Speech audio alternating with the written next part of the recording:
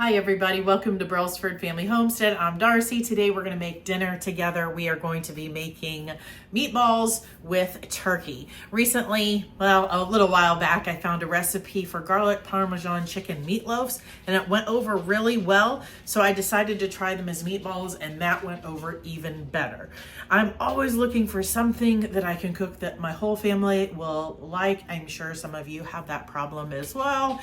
And ways I can utilize all of the meat that we grow here on our homestead. Dark meat is not our favorite, so from turkey and the chicken, looking for ways to use up the thighs and the drumsticks or the other parts of the turkey can be a challenge. This is one way I can use it and everybody loves it. So we're going to be using ground turkey from the homestead today, but you could certainly use store-bought ground chicken or turkey for this. But the first thing I need to do is to shred my Parmesan because I do not use that stuff in the shaker can. So this is really easy. I'm gonna put it through the food processor. I like to first put it through the fine grater and then I put my blade in there and whip it up and then it's just more powdery, kind of like that shaker. If you use that, you can use it in the shreds too, but this works really well in all recipes that I use Parmesan for. So let's get that done. I already cut these in a size to fit through my food processor and I cut the first part of the rind off as well.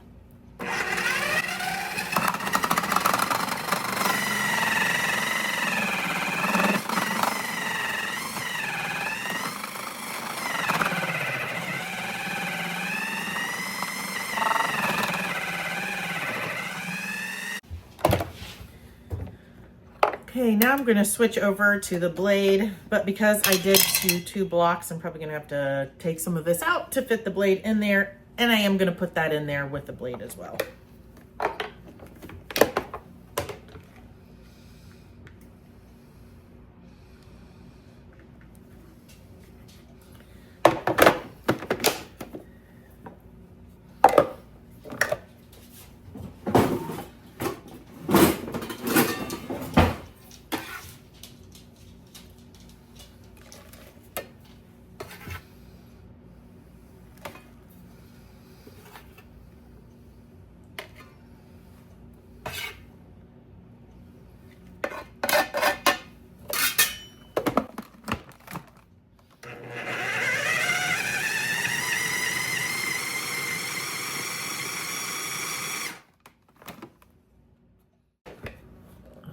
I like the consistency of that. Now I'm just gonna get a jar to store it in. All that Parmesan just about filled this wide mouth quart jar. So I will store this in the fridge and then it's easy for me to use in various recipes already ready to go and taste delicious. Okay, now we need to get our other ingredients together. I will put a printable in the description below. I am going to be serving this with some spaghetti and some sauce from this year's garden, or last year's garden since it's 2025. So I'll read you the ingredients. A pound of ground chicken or turkey, a half a cup of grated Parmesan, a half a cup of breadcrumbs. I am using panko. That's my preferred, unless I've made breadcrumbs with my sourdough. Then a quarter cup of finely chopped parsley.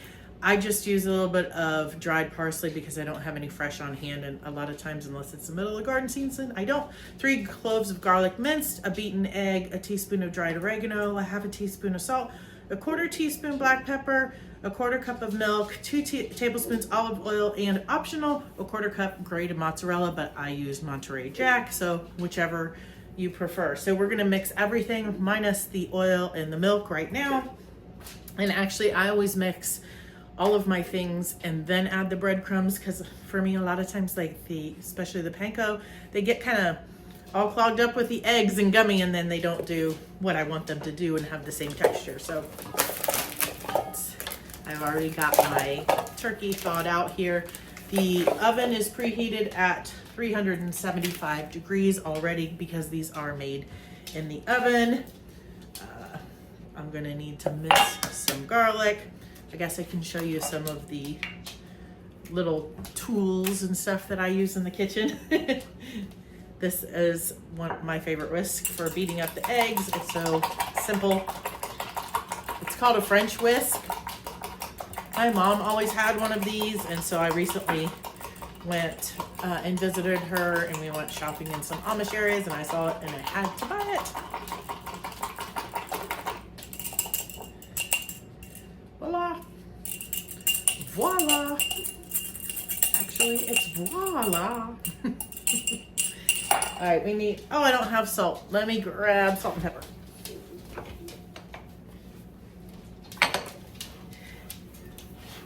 And for those who encourage me to sit down, I'm sitting down. All right, now we need, sorry guys, I didn't know the measurements. A half a teaspoon of salt. I'm not getting I'm not getting a thing out for that. And a quarter teaspoon of black pepper. That'll do it. And then for the parsley, I just put like a big pinch of dried parsley. So if you have fresh, you can use that. It was a quarter cup finely chopped parsley. Then we need a teaspoon of dry oregano. I'm not measuring. Side note, recently I had been sick, like so many others, and it lasted like weeks. And I tried oregano tea. Did you guys know that it was delicious? I had no idea. It was delicious. So I have like half-gallon jars full of dried oregano for my garden this year.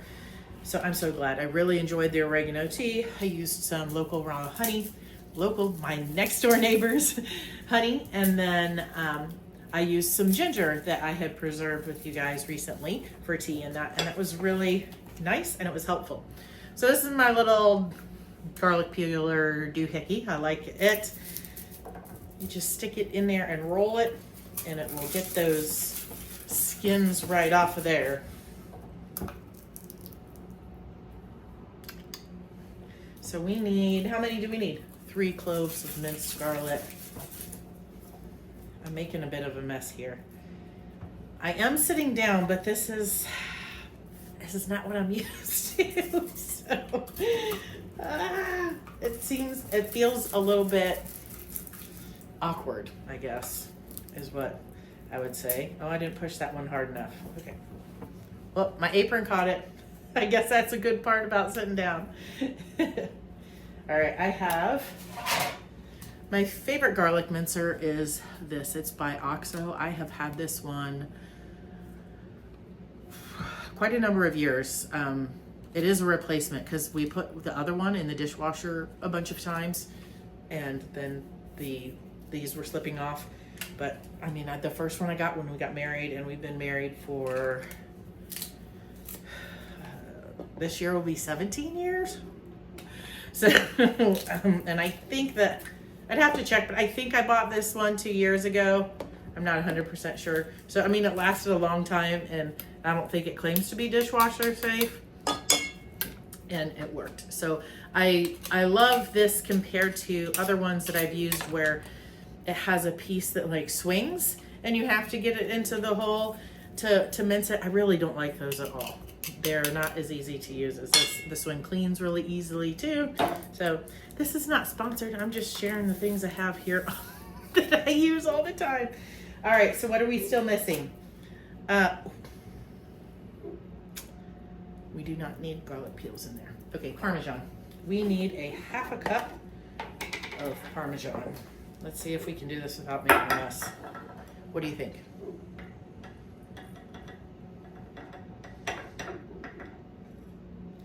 I spilled a little bit, not too much. Whoa. Okay. Half a cup of Parmesan, and we won't waste that, huh? And spilled Parmesan goes in there too. Okay, we will mix this up, and then I will grab the what you call it, Monterey Jack, and we'll toss that in there, and then we'll add the milk, mix it, and it's done. So this would have taken me a lot less time if I wasn't talking to you, but you know, this is something that's pretty quick and easy to whip up if you need a quick meal. And of course you could freeze these too, whether you could freeze them when they're not cooked or after they're cooked. All right, so that is mixed up there. I'm gonna add the panko, and then I'll grab the other cheese because I did not get that out. It's a half a cup of panko or half a cup of breadcrumbs.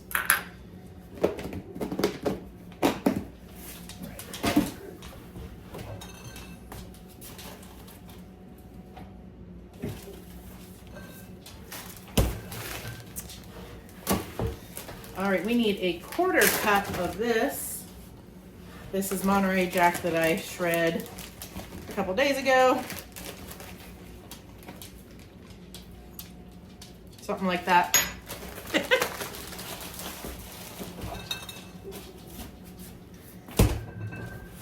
All right, then I like to use my cookie scoop.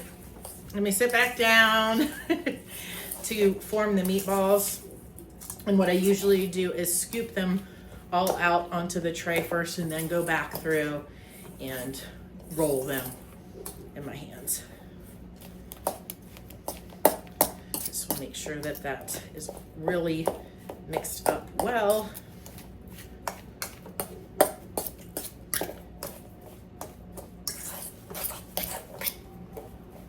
Okay, so see, here we go, easy. Get this out of the way. Oh no! That would have been so bad, guys.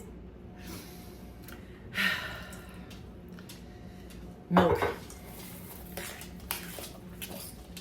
This is just gonna be full of, hey guys, this is the real deal, the kitchen. Some days I mess things up. When I was sick, I was messing so many things up because my brain just was not firing on all cylinders. I decided to make cookies for my family. While I was making it, I can't remember what was going on. It got distracted somehow. Made the cookies and noticed that they were like really fluffy, fluffier than normal and taller. And I tasted one, I'm like, something is not right. And then I realized that, you know, in chocolate chip cookies, you usually put brown sugar and white sugar. I only put the brown sugar. I did not put the white sugar. My husband said they tasted like diet cookies. My oldest daughter actually really liked them. So I don't. There was several things like that. Okay, so now should we read the recipe again? Oh, Lord have mercy. And on camera too, guys, just, ooh. Yep, we got it all. We're safe. All right, so I just have a cookie scoop here, and I'm just gonna scoop all of this out onto a parchment lined cookie tray, baking tray, whatever you wanna call it.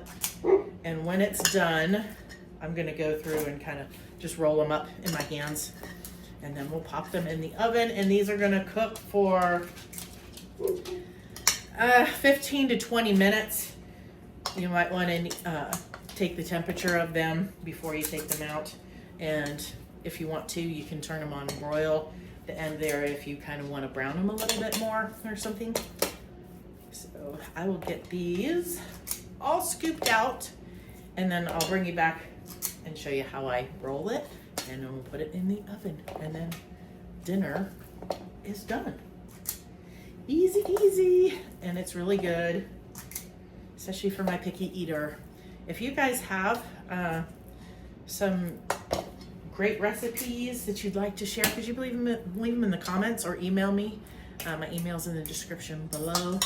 I'm always looking for something else to try. I appreciate it.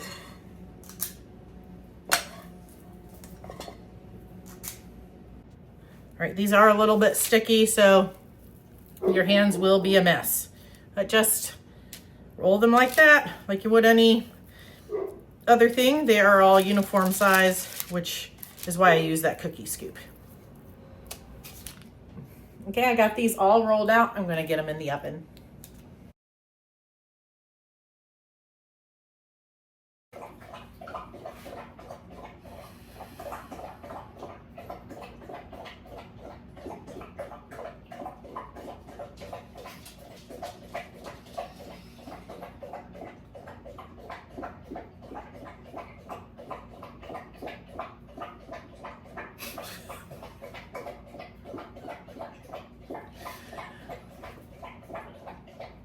Has she not drinking all day? Can you guys see my eyeball twitching? Because it is. I keep getting this twitch right here. Okay, I think she's done. Let's try this again. The meatballs are done. I put the broiler on just for a little bit. Nice and a little still hot. Browned on the top. Those will be delicious. I just cut up some sourdough bread. If you saw in the community tabs the other day, I had a loaf of sourdough bread that wanted to be a popover. This is that loaf of bread. I'm going to toast it and then slather it in garlic butter to serve with this for my family for dinner tonight. Hope you guys will give this a try. Let me know in the comments below if you do. This is just such an easy, simple dinner, but also another way to use up things that you may raise yourself or you can easily access in the store. I appreciate you guys watching. If you like this, please share it with someone that you think would benefit from recipes like this. We'll see you next time. God bless.